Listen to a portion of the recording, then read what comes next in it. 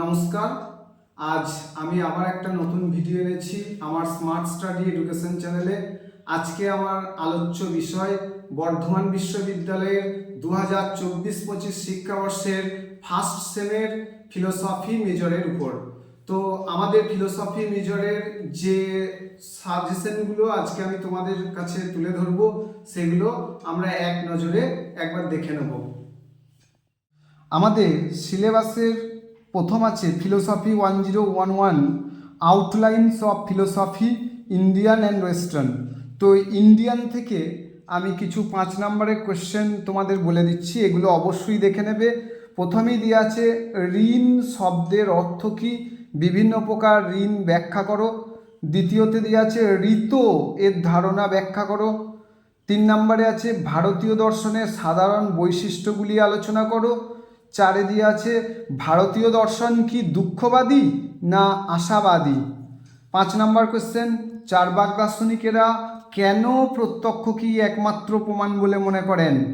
এবং 6 নম্বর দিয়ে আছে চার্বাকদের আত্মা সংক্রান্ত মতবাদ বা দেহাত্মবাদ আলোচনা করো।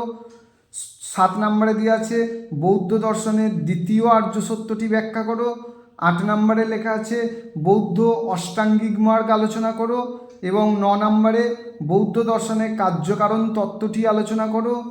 10 নম্বরে দিয়ে আছে বৈভাষিক সম্প্রদায়কে বাহ্য প্রত্যক্ষবাদ বলা হয় কেন, এই মতবাদের মূল বক্তব্যগুলি আলোচনা করো। 11 নম্বরে বাহ্যানুমেয়বাদ বলতে কী বোঝো, এই মতটি কি গ্রহণযোগ্য। 12 নম্বরে বৈভাষিক এবং সৌত্রান্তিক সম্প্রদায়ের মধ্যে সাদৃশ্য ও বৈসাদৃশ্যগুলি আলোচনা করো। 13 নম্বরে জৈন ত্রিরত্ন এবং পঞ্চ মহাব্রত আলোচনা করো। এবং 14 নম্বরে জৈন দর্শনে দ্রব্যের স্বরূপ কিভাবে নির্দেশ করা হয়েছে। এটা ইন্ডিয়ানের উপর ফুল মার্কস 5 এবং ইন্ডিয়ানের উপর ফুল মার্কস 10-এ আমি 3টে কোয়েশ্চেন রেখেছি। 1 নম্বর হচ্ছে জৈন অনেকান্তবাদ সবিচার আলোচনা করো। 2 বৌদ্ধ ক্ষণিকবাদ আলোচনা করো। এবং 3 চারবাক জড়বাদ আলোচনা করো। এইগুলো ইন্ডিয়ান ফিলোসফি থেকে আমাদের ফিলোসফি মেজরের ফার্স্ট সেমের ওপর এই কোশ্চেনগুলো তৈরি করা আছে। এরপর আমরা দেখব ওয়েস্টার্ন থেকে কী কী কোশ্চেন রেখেছি।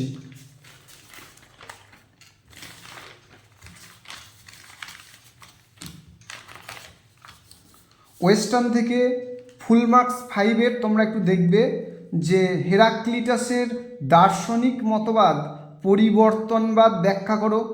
2 নম্বরে রেখেছি সত্তা এবং অসত্তা অভিন্ন, হেরাক্লিটাসের এই উক্তিটির অর্থ ব্যাখ্যা করো।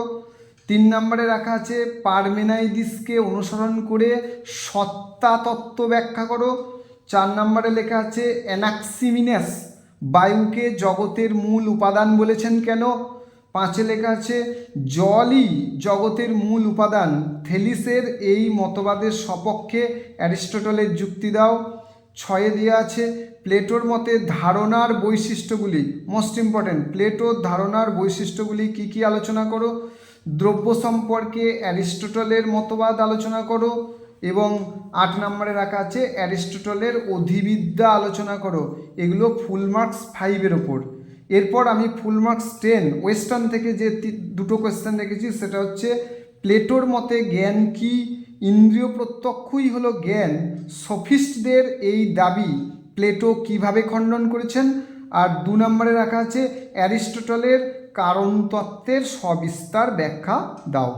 এই কোয়েশ্চেন কটা তোমরা ফিলোসফি মেজর 2024-25 শিক্ষাবর্ষের ফার্স্ট সেমের ছাত্রছাত্রী তোমরা অবশ্যই এই কোয়েশ্চেনগুলো অবশ্যই তৈরি করে যাবে। নমস্কার আমার স্নেহের ছাত্রছাত্রী, আমি তোমাদের আজ যে ফিলোসফি মেজরের যে কোয়েশ্চেন করা দিয়েছি তোমরা অবশ্যই দেখে যাবে, তোমাদের অবশ্যই সাকসেস হবে তোমরা অবশ্যই। এবং আমার এই নতুন চ্যানেলে যদি তোমরা নতুন হও তাহলে অবশ্যই এই ভিডিওগুলো শেয়ার কমেন্ট করবে এবং অবশ্যই সাবস্ক্রাইব করবে।